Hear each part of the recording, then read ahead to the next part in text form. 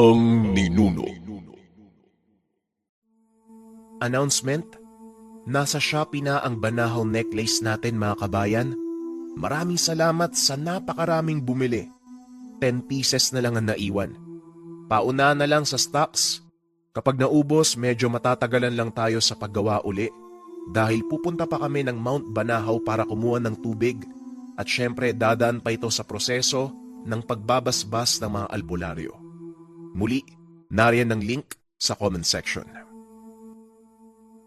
Hindi ko alam, Gado. Pero iisa lang ang sigurado ako. Gulo ang dala ng pangyayaring ito. Gulong kailangan nating paghandaan. Wika ni Ibrahim.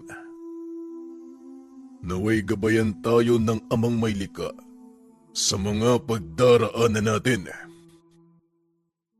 Tugon ni Gado. Matapos ang pangyayaring iyon, sunod-sunod na engkwentro pa ang kanilang kinarap. Iba't ibang elemento ang nakakarap ng mga rebelde. Akala ko naman, mga sundalo at ang gobyerno lang ang makakalaban natin. Bakit naman pati maligno? Wika ni Commander Roman. Kakatapos lang ng laban ng mga sandaling iyon. Sinalakay sila ng mga aswang sa gitna ng pagpapatrolya. Ganun talaga. Nasa kagubatan tayo. At hindi lang naman tayo ang naninirahan sa lugar. Tugon ni Tatang Kanor. Kagad na ding bumalik ang mga ito sa kanilang kuta. Nadat na nila ang ilang kasapi na ginagamot ni Aling Magda. Ayon sa mga ito, habang pauwi sila galing sa bayan, isang nagwawalang kalabaw naman ang sumugod sa kanila. Mukhang palala ng palala ang sitwasyon, Roman. Kailangan natin tong bigyan ng solusyon. Kung hindi marami ang mapapahamak at ang malalapa, baka makarating sa kabayanan ng kaguluhan. Wika ni Aling Magda. Nakikinig lang si Gado at Ibrahim ng mga sandaling iyon. Iisa lang ang nasa isip ng magkaibigan. Mukhang tayong dalawa ang dapat lumutas ng bagay na to. Ano sa tingin mo, Ibrahim? Tanong ni Gado. Wala naman tayong pagpipilian, Gado. Ang mabuti pa, kumilos tayo nang hindi nalalaman ng grupo. Dahil sa oras na makarating ito sa kaalaman nila, lalo na si Commander Roman, siguradong hindi sila papayag. Isa pa, may hinala ako kung sino ang nag-utos sa mga kalalakihan nung isang araw. Matapos magkasundo, sa kalagitnaan ng pagpupulong umalis ang magkaibigan. Saan tayo pupunta, Ibrahim? Tanong ni Gado. Gusto mong makita ang lugar kung saan ako isinilang, hindi ba? Tumatangulang si Gado. Matagal na nitong tinatanong ang bahay ng kaibigan. Oo naman. Alam mo, talagang naiintriga ako tungkol sa pinagmulan mo eh. Wika ni Gado. Pwes, doon tayo pupunta. Pero pangungunahan na kita. Hindi madali ang magiging daan papunta roon. Marami tayong makakasagupa. Mga elementong hindi gusto ang presensya natin doon sa lugar. Nung araw na yon, nagsimulang maglakbay ang dalawa papunta sa kabilang bundok. Hindi madali ang naging daan ng dalawa dahil napakasukal ng paligid. Wala masyadong pumapasok sa bahaging iyon. Bagaman kabisado ni Ibrahim ang daan, hindi pa rin maiwasan na maantala ang kanilang paglalakbay dahil sa mga mapaglarong elemento. Sandali lang. Mukhang naliligaw na naman tayo ah. Oo nga no. Ang mabuti pa magpahinga muna tayo dito Gumawa ka ng siga. Ako na ang maghahanap ng makakain natin. Pag-uusap ng dalawa. Kagad namang gumawa ng maliit na silungan si Gado. Nagpaningas ng mga tuyong sanga. Matapos ay naupo ito sa harap ng ginawang apoy habang nag-aantay sa kaibigan. Bigla itong nakarinig ng mahinang angil at mga kaluskos. Marahang tumayo ang binata at bumunot ng itak. Pinili nitong wag magdala ng baril dahil napagtanto ng binata. Walang silbi ang sandatang iyon sa mga makakalaban nila. Patuloy na nakikiramdam ang binata at lalong lumalakas ang mga angil. Pinatay ng binata ang apoy. Nanindig ang balahibo nito nang makita ang pares na nagbabagang mata mula sa dilim. Papalapit ng papalapit ang nilalang sa kinakatayuan ng binata at halos ilang dipa na lang ang layo nito sa kanya. Inihanda ni Gado ang sarili. Nang maramdamang sasalakay na ang nilalang, dali-dali din itong tumakbo pasugod. Nagulat naman si Gado nang biglang hawakan ni Ibrahim ang kamay niyang may hawak na itak. Sandali lang, Gado. Wala kang kalaban-laban sa mga nilalang na yan dahil hindi siya tinatabla ng itak. Wika ni Ibrahim. Ikinumpas nito ang kamay. Muling nagningas ang ginawang siga ni Gado. Tumambad sa dalawa ang nilalang. Malaking aso. Wala itong balahibo, pero napakakapal ng balat. Anong klaseng nilalang yan? Tanong ni Gado. Awok ang tawag sa nilalang na yan. Isang uri ng aswang na may kakayahang magbago ng anyo. Paminsan malaking itim na baboy, o hindi kaya naman baboy ramo. Pero sa pagkakataong ito, mukhang nagawa nilang paunlari ng kanilang pagbabagong anyo. Umatras ka muna, Gado. Ako ang haharap sa nilalang na ito. Wika ni Ibrahim. Kagad namang umatras ang binata. Pinanood ang kaibigang makipaglaban. Biglang nagliwanag ang mga tattoo sa balat ni Ibrahim. Ito ang ikalawang beses na nakita ni Gado ang anyo ng kaibigan.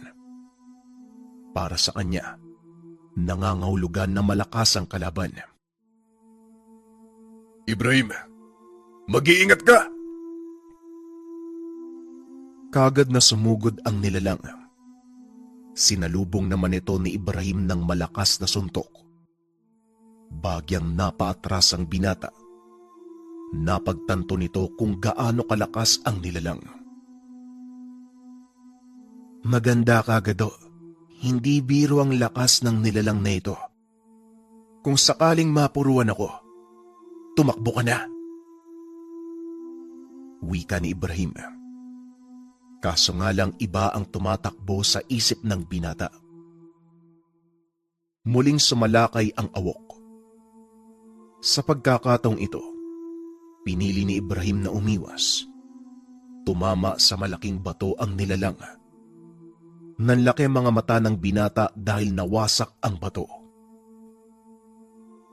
Mabaging langit. Sigurado ka bang kakayanin mo yan, Ibrahim?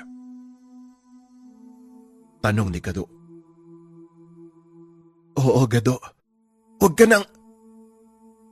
Hindi na natapos pa ni Ibrahim ang sasabihin dahil kagad itong sinugod ng kalaban. Malaking sugat ang natamo sa dibdib. Napalahod si Ibrahim. Kaya naman hindi na nagdalawang isip si Gado na sumali sa laban. Dali-daling tumakbo ang binata papunta sa kinaroroonan ng nilalang. Inundayan ito ng sunod-sunod na taga. Bagaman hindi tumatalab ang talim ng itak, nagagawa naman itong patrasin ang nilalang. Kunin mo ang pagkakataong ito para mapagaling ang sugat mo, Ibrahim. Wika ni Gado. Pinagmamasdan ng binata ang kaibigan. Nakita nito ang malaking pagbabago sa kilos ni Gado. Naging mas mabilis.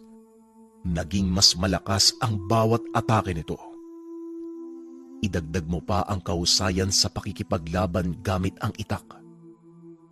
Halos hindi makagante ang nilalang. Tumagal ng ilang minuto ang pakikipaglaban ng binata hanggang sa tuluyang gumaling ang sugat ni Ibrahim. Kaagad siyang sumugod upang tulungan si Gado. Laking gulat ng binata dahil ibang anyo na naman ang pinakita ni Ibrahim. Sa pagkakataong iyon, purong puti na ang balat ng binata. Maging ang buhok nito. Ramdam na din ni Gado ang napakalakas na puwersa ng kaibigan. Sa tuwing lalapit ito sa kalaban, napapansin ni Gado na umaatras ang awok. Pagharap ni Ibrahim sa kanya, nagulat ito dahil maging ang mukha ng kaibigan napuno na din ng nagbabagang mga tattoo. Maraming beses nang nakita ni Gado na makipaglaban sa Ibrahim. Kaso nga lang ito ang unang pagkakataon na makita niya ang ganitong anyo. Tuloy-tuloy ang pakikipaglaban ng binatang gabunan. At habang tumatagal, lalo itong bumibilis. Unti-unti na ring nangihina ang awok. Nang makakita ng pagkakataon, kaagad sumugod si Gado. Kumuha ito ng malaking sanga ng kahoy at hinampas sa ulo ng nilalang, dahilan para masubsob ito sa lupa. Dali-dali namang pinasigunda ni Ibrahim ng malakas sa suntok habang papatayo ito. Puntiryahin mo ang ibabang parte ng leeg ng awok. Manipis ang balat niya sa bahaging iyon. Wika ni Ibrahim. Nang tuluyang makalayo ang nilalang, sabay sumugod ang dalawa. Naunang tumalon pa itaas si Ibrahim. Samantalang si Gado naman ay dumulas sa lupa. Itinutok nito ang itak pa itaas. Nang tumapat ang binata sa ilalim ng leeg ng nilalang, kaagad niya itong itinarak. Natigilan ang nilalang at unti-unting bumagsak. Inantay ng dalawa ang susunod na mangyayari. Kaso nga lang hindi na nakagalaw ang awok. Nagawa mo, Gado. Nakapatay ka ng mataas na uri ng aswang. Napangiti si Gado sa sinabi ni Ibrahim. At upang masiguradong hindi na ito mabubuhay pa, pinutol ng binata ang ulo ng aswang at sinunog ang katawan. Halika na. Posibleng may mga kasamaan pa ang isang yan. Ayoko nang maabutan nila tayo dito. Dali-daling umalis ang magkaibigan sa lugar. Tama ang kanilang hinala. Dahil kung hindi nila napatay ang awok, hindi sila nakalabas sa bahaging iyon ng kagubatan. Ilang sandali pa narating nila ang tuktok ng burol. Walang mga puno sa lugar. Manipis na talahib lang ang tumutubo dito. Medyo malayo pa tayo, Gado. Pero sigurado namang ligtas tayo makakapagpahinga sa lugar na ito. Wika ni Ibrahim. Pinili ng dalawang mamahinga sandali. Kailangan nilang makabawi ng lakas, lalo pat hindi nila alam ang susunod na magaganap. Nakaiga sa damuhan si Gado. Habang nakatitig sa kalagitnaan, mapayapa ang gabing ito. Malinaw ang kalangitan. Tanging liwanag ng bilog na buwan ang nagsisilbing ilaw sa paligid. Habang nakatulala ay biglang nakita ng binata ang isang malaking ibon. Dali-dali itong bumangon. Tinignan kung nasaan si Ibrahim. Nakita niya itong nakatingala. Teka, anong klaseng nilalang yun? Pangkaraniwang ibon lang ba yun? Tanong ni Gado.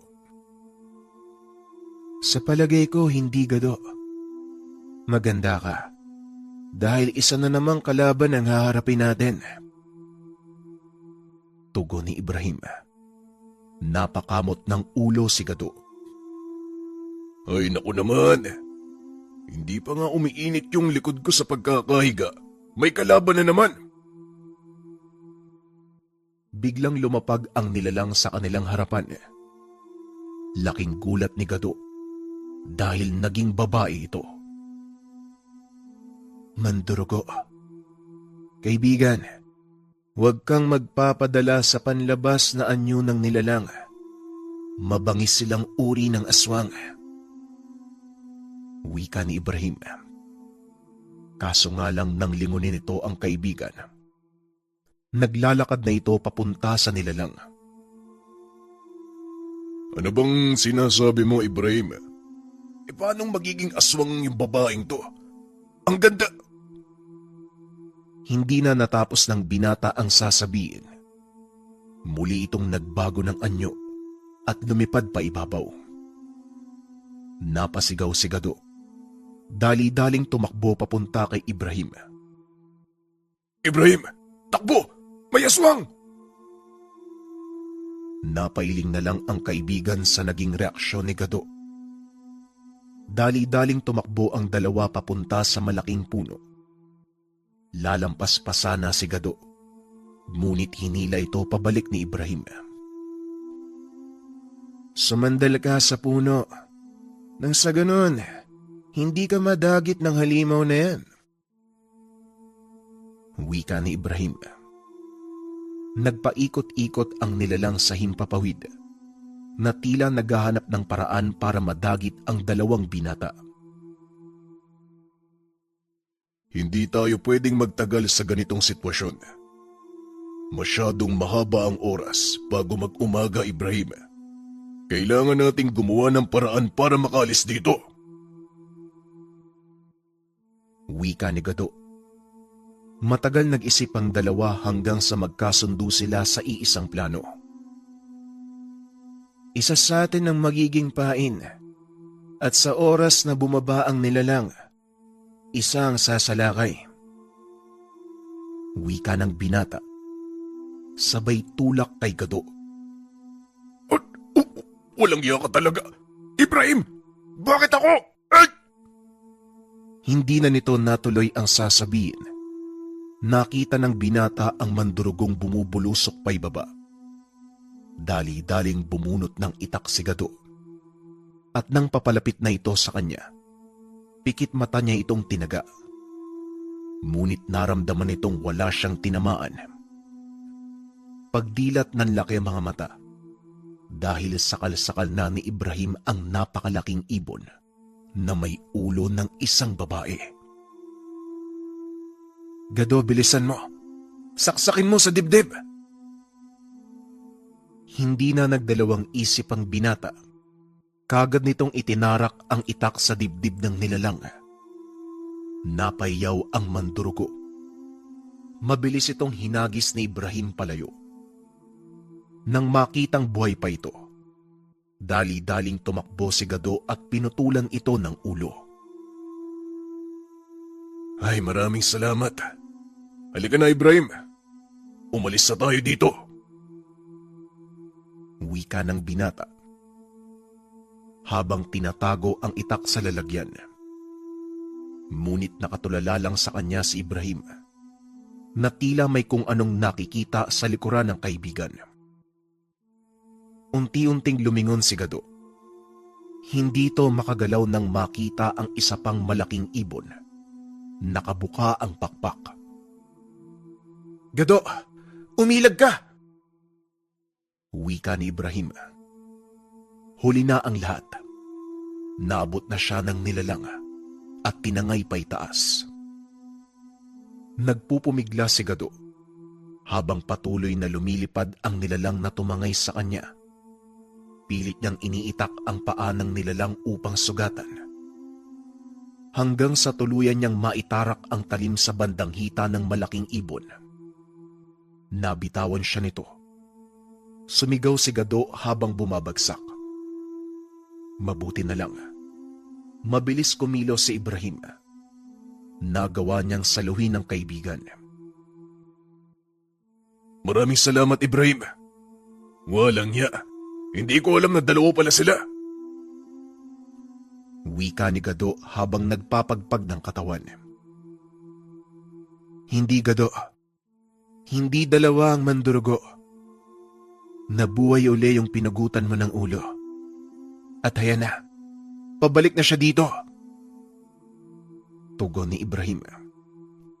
Tumalon ito pa itaas para salubungin ang nilalang na bumubulusok pa ibaba. Isang malakas sa suntok ang ibinigay nito sa higanting ibon. Matapos ay hinawakan nito ang ulo ng nilalang.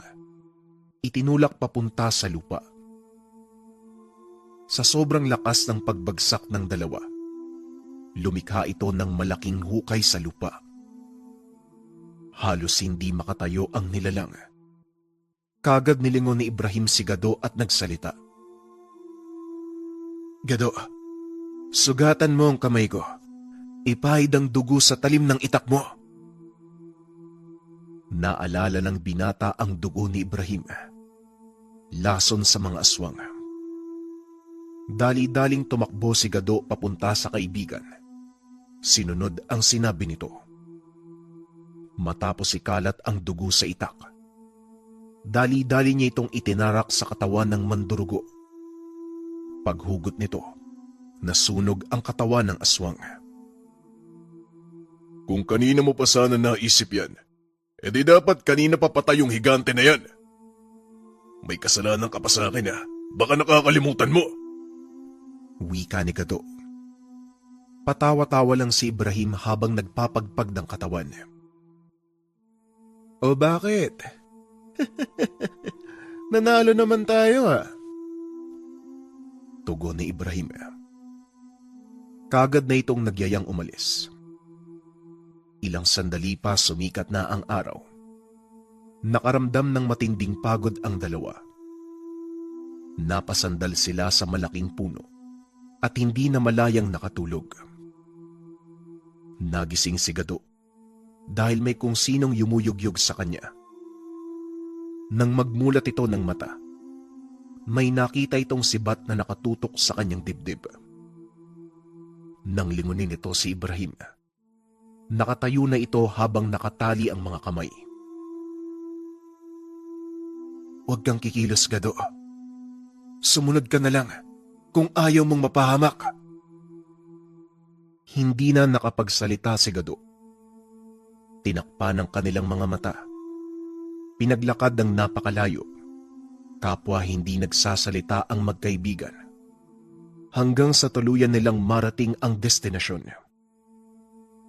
Inalis ng bumihag sa kanila ang mga piring at nakita ang mga sarili. Nasa loob ng seldang gawa sa kawayan. Sino ba ang mga taong to? At bakit nila tayo hinuli? Tanong ni Gado. Mas mabuting manahimik na lang tayo, Gado. Hindi mo gugustuhin makipag-away sa mga taong yan. Maniwala ka sa akin. Tugon ni Ibrahim. Maya-maya pa may lumapit sa kanilang matanda. Inusisa ang mga ito. Naglalakad ito paikot sa kulungan habang nagsasalita ng hindi maunawaang lingwahe. Ilang sandali lang umalis na rin ito. Pinakiramdaman ng dalawa ang susunod na magaganap. Ngunit wala namang naganap na kakaiba. Kinagabihan pinalabas sila ng selda. Dinala sa isang malaking bahay na animoy bulwagan. Pagkarating sa loob, tumambad sa kanila ang napakalaking baboy Ramon na nasa kulungan habang nakapaikot ang napakaraming tao. Ang maipapayo ko sa iyo, Gado, lumaban ka hanggat kaya mo. Sikapin mong manalo. Dahil kung hindi, kabaliktaran ang mangyayari. Tayo ang magiging hapunan ng mga taong yan. Napatingin si Gado sa kaibigan. Hindi magandang biro yan, Ibrahim. Pero kung totoo man ang sinasabi mo, ayoko mailaga sa isang malaking kaldero. Habang nag-uusap ang dalawa, hinagisan sila ng mga sandatang gagamitin.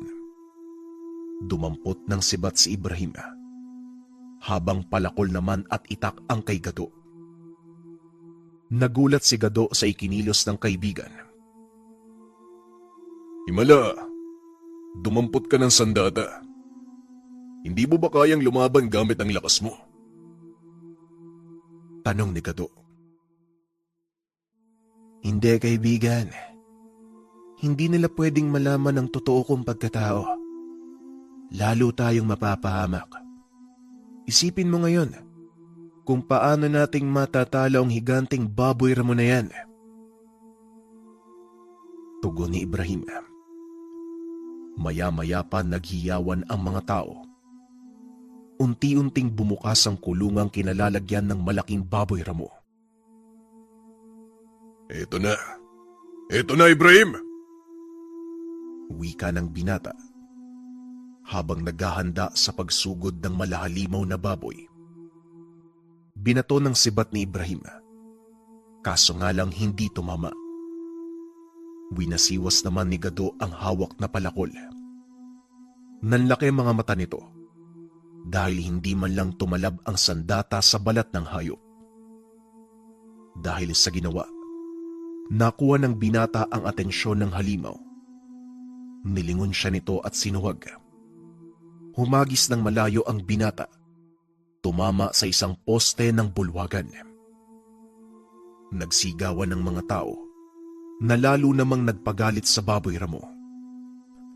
Hinabol ito si Ibrahim na nooy papunta sa kinaroroonan ni Gado. Nakatalikod ito sa kalaban. Nang iangat ni Gado ang ulo, nakita niyang papalapit na sa kanila ang nilalang. Labis namang kinagulat ng binata ang sumunod na ginawa ng kaibigan. Tumayo lang ito habang inaantay na makalapit ang baboy ramo. Umalis ka. Umalis ka sa harapan ko. Wika ni Ibrahim. Biglang huminto ang baboy ramo na tila natatakot. Unti-unti itong umaatras habang nakatitig kay Ibrahim. Ngayon na ang pagkakataon, Gado. Itarak mo ang sibat na ito sa batok ng baboy ramo. Huwag mong bubunutin hanggat hindi ito tumitigil sa pagkilos. Wika ni Ibrahim. Mabilis na kumilos si Gado papunta sa nilalang. Tumalon ito paakyat sa likuran, sabay tarak ng sibat. Nagwala ang baboy ramo habang umaatungal ng napakalakas. Kumapit ka ng maigpit, Gado! Wika ni Ibrahim. Nagtawanan ang mga taong nanonood habang patuloy na iniindayog ng malaking baboy ang binata. Huminto lang ito nang isaksak ni Gado ang kanyang itak sa mismong ulo ng napakalaking hayop. Napalingon ito kay Ibrahim. Ikaw talaga? Walang iya ka. Ipinain mo na naman ako sa kalaban. Wika ni Gado. Teka lang, Gado. Hindi ka na mabiro eh. O di ba ganun uli? Nanalo na naman tayo. O mga kasama, ihanda nyo na ang hapunan natin. Magpasalamat tayo sa ating bayani. Si Gado! Kagad namang nagsigawan ang mga tao at isa-isang lumapit sa kanila. Ang ilan ay kinuha pa ang malaking baboy. Ang ilan naman ay pinuri si Gado. Ibrahim, anong ibig sabihin nito? Simula umpisa, kasabwat mo na ang mga tao dito. Sira ulo ka talaga. Alam mo bang hanggang batok ang kaba ko? Walang tigil sa kakatawa si Ibrahim. Imbis na magalit, sumama na siya sa tawanan. Pasensya ka na, kaibigan, kung napaglaruan kita. Ang totoo, habang naglalakbay tayo papunta dito, nagpadala ako ng mensahe sa pangkat ng mga katutubo. At sakto namang pagdating nila, napakaimbing ng tulog mo. Naisipan kong paglaruan ka at subukin ang tiwala mo sa akin. Hindi lang basta kalokohan ang ginawa ko, kaibigan. Ito'y sukatan kung gaano kalaki ang paniniwala at pananalig mo sa akin. Pumasa ka, kaibigan. Binabati kita. Wika ni Ibrahim. Dito na ibinahagi ng binata ang totoong kaganapan sa kanyang buhay at kung paano niyang nakilala ang pangkat nito. Ang mga sumusunod ay batay sa kwento ni Ibrahim. Ayon sa binata, sanggol pa lang ito nang naiwan ng ina sa kagubatan. Ang pangkat ng agbuong ang siyang nakapulot sa kanya. Inaruga nila ang sanggol at hindi tinignan ang pinagmulang lahi nito.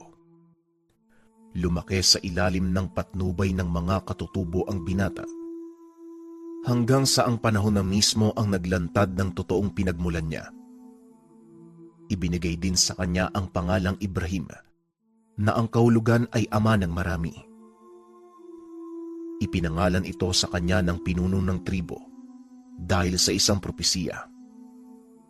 Magiging ama siya ng isang bagong lahi at mula sa kanya magmumula ang isang malakas na angkan na magsisilbing taga-ingat ng lahat ng may buhay sa mundo.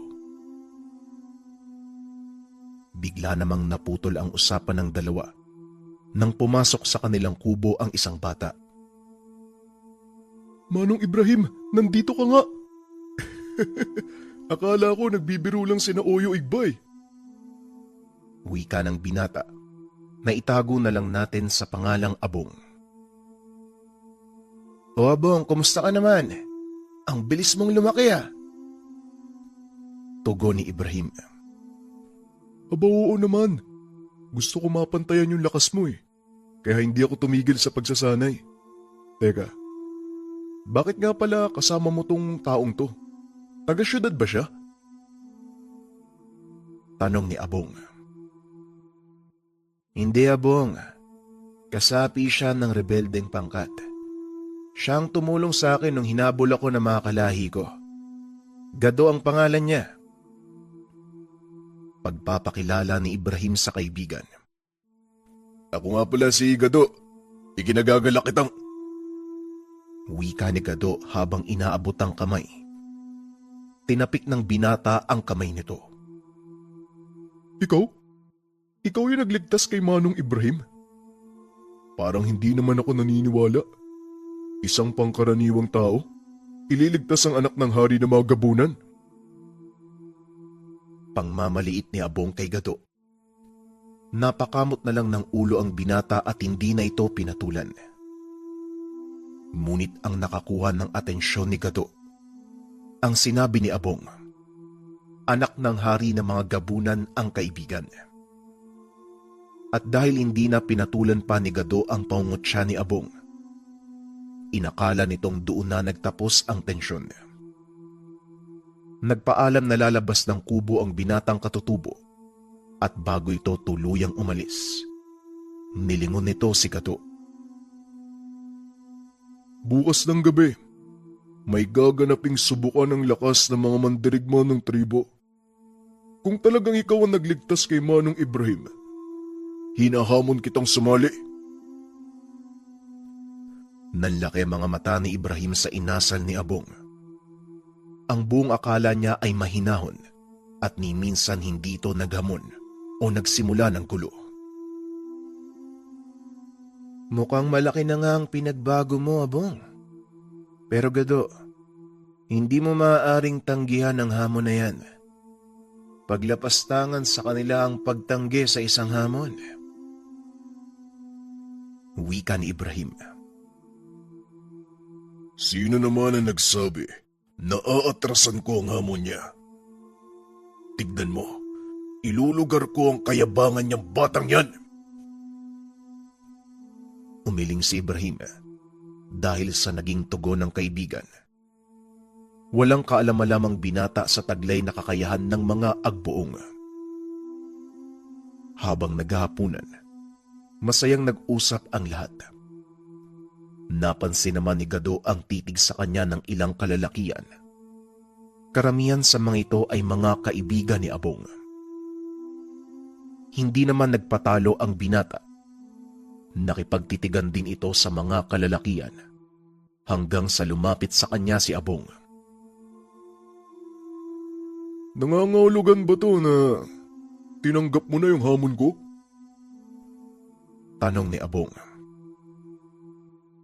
Sino bang may sabi sa'yo na hindi kita papatulan?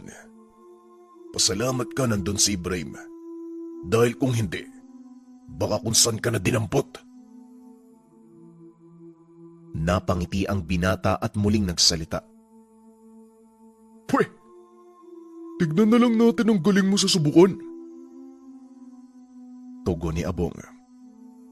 Habang tinitignan ito mula ulo hanggang paa. Naglalakad siya papalayo.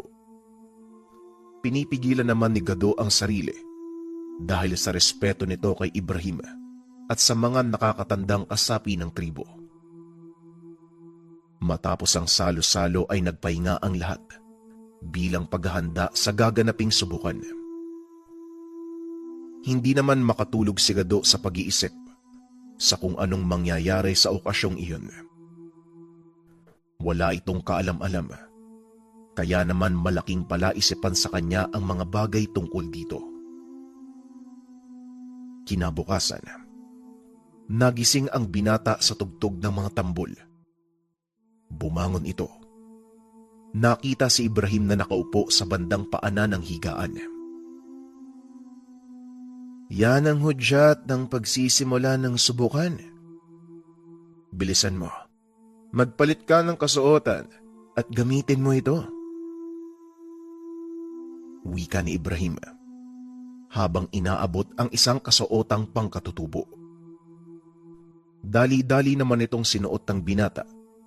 Tinignan ang sarili sa malaking salamin. Kamuntikan ko nang hindi makilala ang sarili ko. Sa inagap, Ibrahim, hindi ko inisip na makakapagsuot ako ng ganitong kasuotan. Wika ni Gado. O, diba? Bagay naman sa'yo Alam mo, Gado, ang pagsusuot ng ganyang kasuotan ay pagpapakita na nare-respeto mo ang tradisyon ng tribo at pagpapakita na kaisa ka nila. Ang labanang ito, hindi lang pagtatagisan ng lakas para mapatunayan kung sino ang mas malakas. Ito ay pagpapakita ng respeto at sukatan kung karapat dapat kang irespeto. Pagpapaliwanag ni Ibrahim. Maya-maya ay naglakad na palabas ng kubo ang magkaibigan. Diretso nilang tinahak ang ginawang bulwagan para sa subukan. Pagkarating doon, kagad naghiyawan ang mga tao. Nag-aantay na ang pangkat ni Abong na binubuo ng 5 katao. Nakatingin lang si Gado sa binata. Tinandaan ang sinabi ni Ibrahim. Biglang nawala ang inis na nararamdaman. Napalitan ito ng pananabik sa mga susunod na magaganap. Ganyan nga, Gado. Magsaya ka. Huwag mong pairalin ng galit. Ipakita mo sa kanila na ikaw ang taong nagligtas sa prinsipe ng mga gabunan. Wika ni Ibrahim. Tumangulang si Gado. Naglakad papunta sa gitna ng bulwagan. Nagsigawan ang mga tao. Itinaas nito ang kamay sabay sigaw. Lalo pang lumakas ang mga sigawan. Naglakad si Abong papunta sa gitna. Ganon din ang ginawa. Halos hindi magkamayaw ang mga tao sa pananabik sa susunod na laban. Ito ang kauna-unahang pagkakataon na may dayong sumali sa kanilang subukan. Bagaman hinamon kita, huwag mo sanang isipin na pangmamalit ang ginawa ko. Gusto ko lang makita kung gaano nga ba kalakas yung taong tumulong kay Manong Ibrahim. May isang malakas na uri ng aswang, mataas na uri ng gabunan. Wika ni Abong. Sumagot naman si Gado. Huwag kang mag-alala, Abong. Hindi ko tinitigdang pangmamalit ang hamong ito. Inaamin ko nung una na inis ako eh. Dahil hindi ko pa lubusang nauunawaan ang kahulugan ng sukatang ito. Pero ngayon, tignan natin kung ano ang magaganap. Matapos ang pag-uusap, bumalik na ang dalawa sa kani-kanilang sulok. Pinapili sila ng sandatang gagamitin. Muling nagkatinginan ang dalawa at kahit sa titig lang, nagkasundo ang mga ito na purong lakas ang pareho nilang gagamitin sa laban. Maglalaban kami gamit ang kamao. Walang anumang sandata. Wika ni Abong. Tama si Abong. Walang sandatang gagamitin. Tugon ni Gado. Muling naglapit ang dalawa. Nagbigay na ng hudyat na magsimula ang laban. Kapwa nakangiti ang dalawang mandirigma at nagsimula.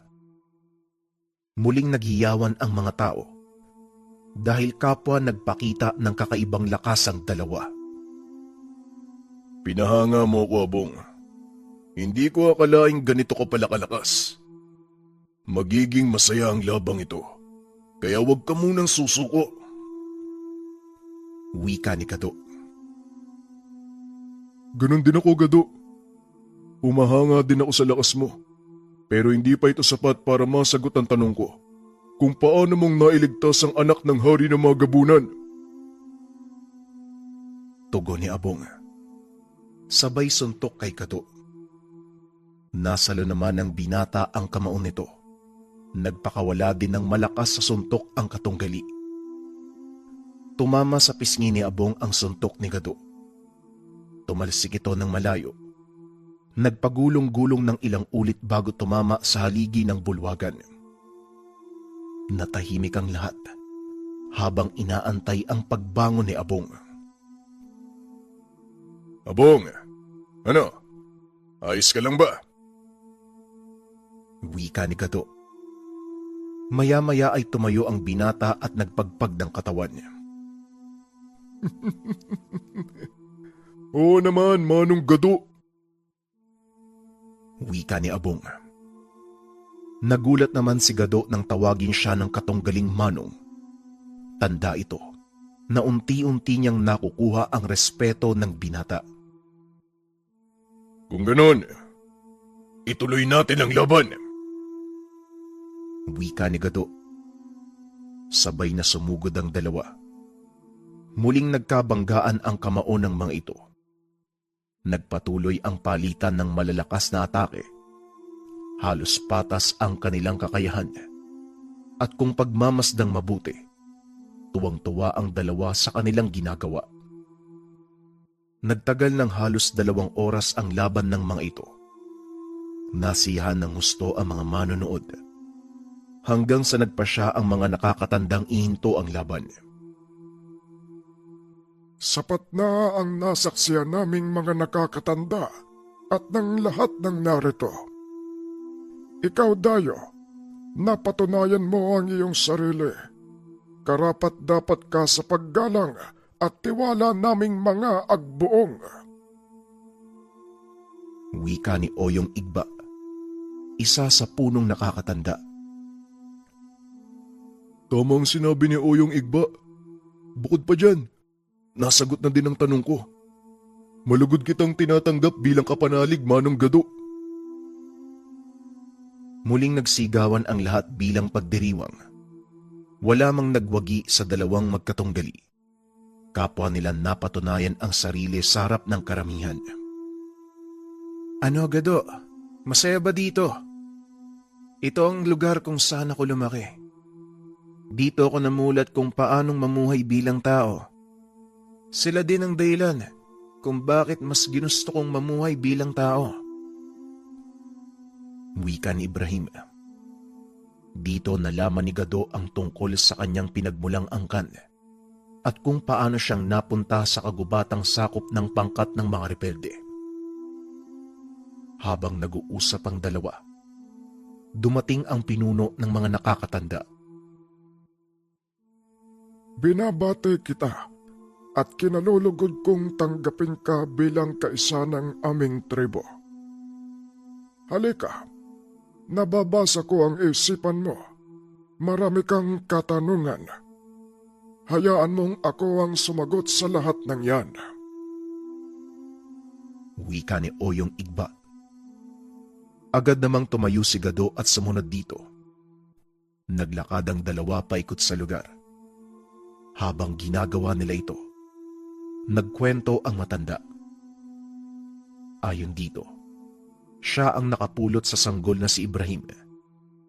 Hindi nagdalawang isip si Oyong Igba na kupkupin ng binata dahil hindi pa nito alam ang pinagmulan. At dahil hindi nabiyayaan ng anak, inako nito ang responsibilidad kay Ibrahim. Lumaki ang binata sa ilalim ng kanilang kaugalian at sa paglipas ng panahon, unti-unting lumabas ang totoong katauhan ni Ibrahim. Aminado ang matandang nahirapan siyang baguhin ang pagkatao ng batang Ibrahim. Dahil ng mga panong iyon, unti-unting lumalabas ang likas na katangian nito bilang aswang. Umabot pa sa puntong kamuntikan ng sumuko si Oyong Igba. Kaso nga lang sa tulong ng kanilang babaylan, nagawa nitong baguhin ang binata. Ayon din sa matanda, kakaiba ang kulay ni Ibrahim nung una itong magbago ng anyo. Taliwas ito sa mga nakita at nakainkwentro nilang mga gabunan. Noon pa lang ako nakakita ng puting gabunan at sa tulong ng aming babaylan, nalaman din namin na kalahating diwata itong si Ibrahim. Wika ni Oyong Igba. Alam ko na po ang bahaging yan ng kwento ni Ibrahim. Ang gusto ko pong malaman, Tatang, kung paano pong tuluyang nagbago ang pagkatao ng kaibigan ko. Tugon ng binata. Dahil kay Abong, hindi mo ba napapansin ang taglay na lakas ng batang yon? Maniwala ka o hindi, ang nilabanan mo ay isang paslit. 12 taong gulang pa lang si Abong. Mula naman ito sa angkan ng mga muwa. Tao ang kanyang ina, kaya nakuha nito ang parehong anyo ng muwa at tao. Nanlaki ang mga mata ni Gado nang malamang mula sa angkan ng mga muwa si Abong.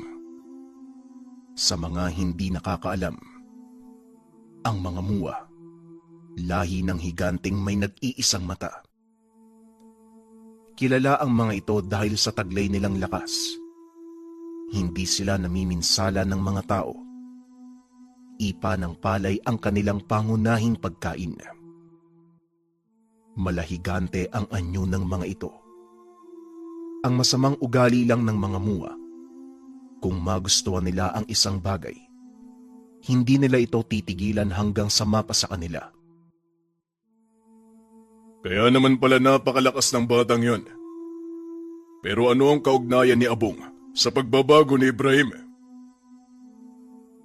Tanong ni Gado. Dahil sa iyak ni Abong, noong sanggol pa lang ito. Tugon ni Oyong Igba. Ayon dito, minsang nagwala si Ibrahim. Marami sa kanilang mga katribo ang napahamak sa kalagitnaan ng pag-aamok nito. Biglang umalingaw-ngaw ang iyak ng isang sanggol. Napahinto ang binata na tila umiral sa kanya ang ugali ng mga diwata. Isa pang kaalaman, ang mga diwata ay may natural na hilig sa mga sanggol. Hinanap ito ni Ibrahim nang makita niya ang sanggol na si Abong. Kagad niya itong kinalong upang patahanin. Dito napagtanto ng matanda na ang kahinaan ni Ibrahim ay mga sanggol. Ito ang pinagbatayan nila na mas lamang ang dugo ng mga diwata sa kanya kumpara sa pagiging aswang. Ito ang naging daan upang tuluyang magbago si Ibrahim. Maging kami, hindi makapaniwala kung paano naming napaamo ang isang mabangis na prinsipe ng mga gabunan. Wika ni Oyong Igba. Napukaw naman ang atensyon ni Gado sa sinabi nitong prinsipe ng mga gabunan ang kaibigan. Oo nga pala, Tatang. Nabanggit sa akin kanina ni Abong. Pero, paano nangyari yun? Paano niyo nasabi na prinsipe siya ng mga gabunan? Tanong ni Gado. Nakita ko na ang hari ng mga gabunan, ang totoong ama ni Ibrahim. Yon ay nang natuklasan nila na nasa pangangalaga namin ng binata. Halos kapareho ng kanyang ama ang markang nakaukit sa balat ni Ibrahim. Tugon ni Oyong Igba. Dagdag pa nito, sa pilitang kinuha ng mga gabunan si Ibrahim sa pag-uutos ng kanyang amang hari. At dahil ayaw nitong mapahamak ang nakagisnang pamilya, pinili ng binatang sumama. Hanggang sa natuklasan nito ang nakakatakot na katotohanan tungkol sa dahilan kung bakit siya kinuha ng ama. Napaka-komplikado ng naging buhay ni Ibrahim. Alam mo bang, dinukot ng kanyang ama ang ina niyang diwata upang mabuo lang siya. Ito ay para magkaroon siya ng panghahawakan sa kaharian ng mga nilalang. Balak nilang gamitin si Ibrahim bilang susi upang makalabas-pasok sa kaharian ng mga diwata. Pagpapaliwanag ng matanda.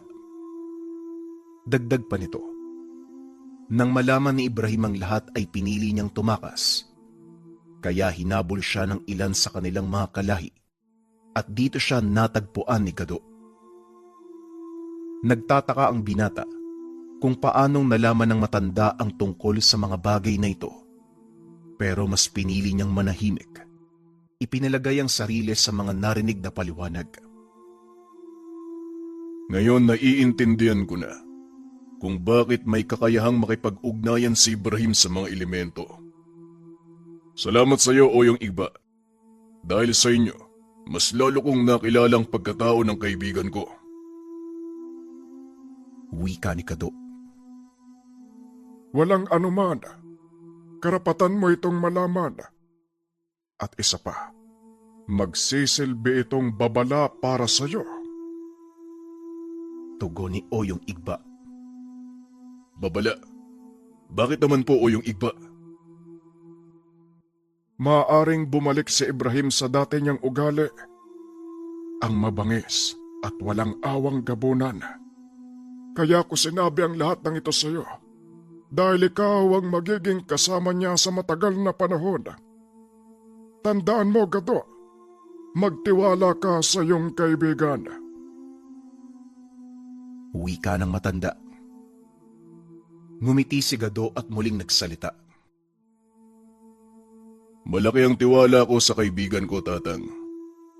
Ilang beses niya na din akong naligtas sa kapamakan, kaya wala akong dahilan para magduda sa kanya. Tumangulang si Oyong Igba. Huminto sa paglalakad. Nandito na tayo sa lugar na gusto kong ipakita sa iyo. Heto, pagbasdan mo. Hinawi ng matanda ang baging na nagsisilbing takip sa isang pintuan papunta sa isa pang pamayanan. Nanlaki mga mata ni Gado nang makita ang sirasirang kabayan. May mga kalansay na nakasabit sa mga nakatayong kawayan.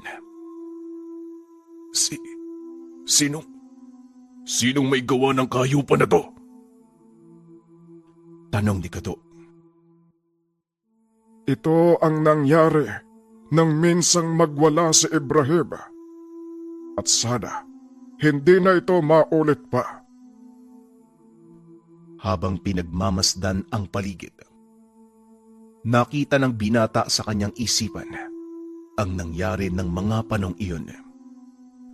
Nanayo ang balahibo nito. Hindi makapaniwalang magagawa ng napakahinahong kaibigan ang bagay na yun. Mukhang hindi magagawa ni Ibrahim ang bagay na yan.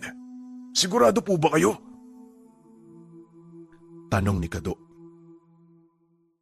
Maniwala ka man o hindi, Si Ibrahim ang may gawa ng sakuna na ito. Announcement? Nasa Shopee na ang Banahaw necklace natin mga kabayan. Maraming salamat sa napakaraming bumili. 10 pieces na lang ang naiwan. Pauna na lang sa stocks. Kapag naubos, medyo matatagalan lang tayo sa paggawa uli dahil pupunta pa kami ng Mount Banahaw para kumuha ng tubig at syempre dadaan pa ito sa proseso ng pagbabasbas ng mga albularyo. Muli, nariyan ang link sa comment section.